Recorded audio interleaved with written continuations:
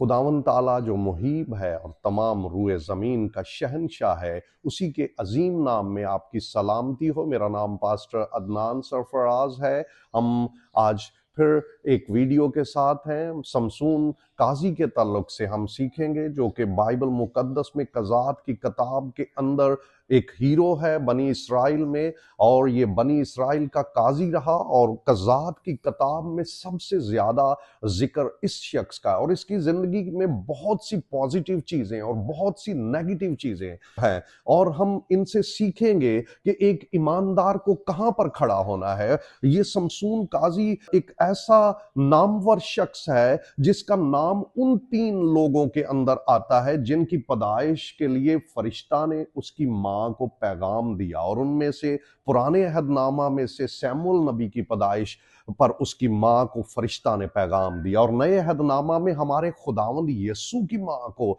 फरिश्ता ने पैगाम दिया। और इसी तरह से समसून की माँ को भी पैगाम मिला कि तेरे लिए बेटा पैदा होगा। और याद रखिए, ये एक ऐसा हीरो है जिसका जिक्रों की किताब के 11वें बाब की जो लिस्ट है उसके अंदर पाया जाता है, और ये एक ऐसा शख्स है जिसके लिए खास तौर पर वर्ड बाइबल मुकद्दस में आया है कि ये नजीर है। और कज़ात की किताब में 13, 14, 15 और 16वां बाब ये इसी पर मबनी है। और बाइबल मुकद्दस के अंदर नजीर क्या है, हमें इस बात को समझने की जरूरत है। नजीर एक ऐसा शख्स है जिसके अंदर गिनती 6 बाब के अंदर लिखा हुआ 30 हैं, वो होनी चाहिए। नंबर 1 वो मैं नहीं पी सकता, और नंबर 2 जो है वो ऐसा शख्स है जिसके सर पर उस्तरा नहीं फिरा हो, और तीसरे नंबर पर नजीर के लिए ये मना था कि वो किसी लाश को छू नहीं सकता, और इतनी उसके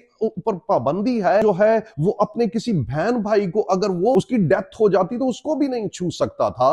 लेकिन समसून ने इन तीनों चीजों को से मुनहरफ हो गया है। उसने लाश को छुआ, उसने शेर की लाश में से शहद निकाल कर खाया, और यहां तक कि उसने अपने वालिदैन को भी दिया और उनको बताया नहीं। उसने ज़ियाफत की और मैनोशी की। उसने इसी तरह से जो है अपनी लिटों को, जो उसके सर के बाल कटे नहीं थे, कटवाने के लिए दलैला के सामने अपने आप को पेश कर दिया। और याद रखिए ईमानदारों, आप कहां पर हैं? क्या आप अपने आप को जानते हैं कि आप खुदा के हैं, या आप जो है अपनी नजारत को हकीर जान रहे हैं? आप खुदा के बुलाए हुए हैं, नए अहदनामा के ईमानदार बुलाए हुए हैं। खुदावंद आपको बरकत दे।